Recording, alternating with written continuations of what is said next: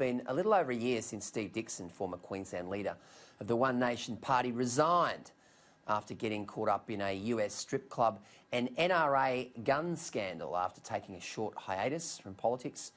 Mr Dickson is trying his luck again, throwing his hat into the ring to run as an independent in the upcoming state election. He joins me now. Steve Dickson, thanks for joining us on Sky News Across Australia. OK, break this news on this show. Which electorate are you running for and why are you having another crack at politics?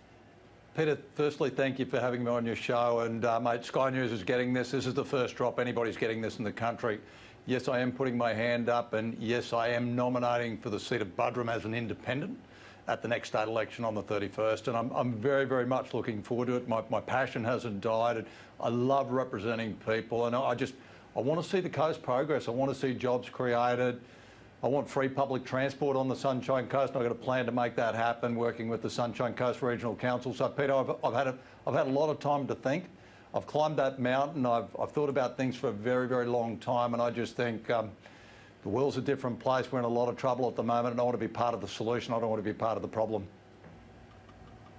Well, Steve, this is going to be a desperately close election. There's a very good chance that independents and minor parties like the Katter Party, like Pauline Hanson, will hold the balance of power. So with that, and I mean, we saw on the Sunshine Coast, Peter Wellington, a long-time influential independent candidate who finished up being in Parliament for over 20 years. He finished up being a Speaker. So there is precedent there on the Sunshine Coast for a strong independent to win.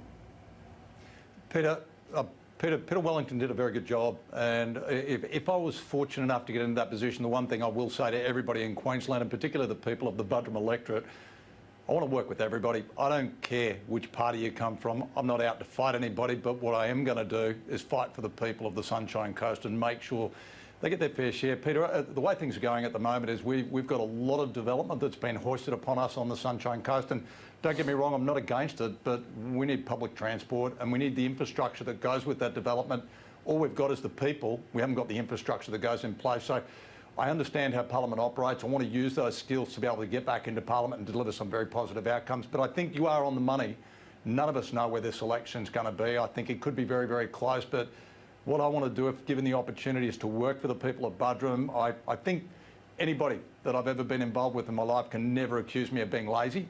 I've always worked very, very hard. If I get my teeth into something, I go all the way and make sure I deliver a positive outcome. But, you know, it's about passion, it's about people, and it's about progress for our region. You're a Conservative by nature. You're a former Cabinet Minister in the Newman government. If you did actually have that power, if you did hold that balance of power, and I know this is a hypothetical and politicians don't like to get into hypotheticals, but would you support the Labor Party or would you support the LNP? Well, Peter, I'll be very straightforward, and the answer to that question will be very straightforward. We are lacking an enormous amount of infrastructure on the coast that hasn't been delivered, and we've got all these people hoisted upon us. I would sit down with whoever the leaders are at that particular stage, and I don't know who they're going to be after the election's been and gone, but I would talk with everybody who has the opportunity to run this government, and I would say who's going to do the best deal for Queensland and the people of the Sunshine Coast, because that's all I've ever wanted. I've never wanted any more than that, and I've been accused by certain parties at times that I've done things for self-interest.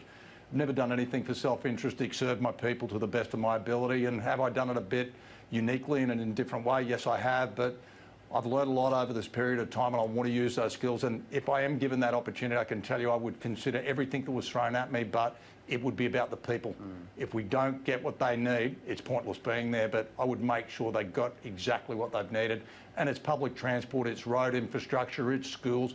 We're lacking a lot of things on our Sunshine Coast, and I just don't want us to become another Gold Coast. We've got one of those, and the Gold Coast is great, and it's got its special niche, but we've also got our special niche. But we're getting all these people hoisted upon us, and everybody says more development, but it's slowly but surely deteriorating everything that we've moved to the coast for. So we need the infrastructure that comes with it.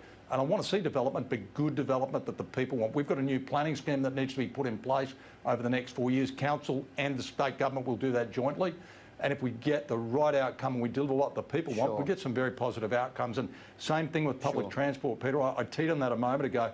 I got a plan already in place. I've discussed it with one of the councillors in the Sunshine Coast Regional Council, Joe Natoli, about delivering free public transport. TransLink at the moment has a take-up rate of 2%, which is very, very poor. So they're making a loss. And what my proposition is to negotiate with the local council, use a part of their transport levy to help fund that shortfall and have a trial period for a year to give those people public transport for free. All right, Steve Dickson, great to see you tonight. Really appreciate your time. Peter, thank you so much for yours. And if I'm fortunate, I might come back on your show again if you give me the opportunity. Thanks, mate.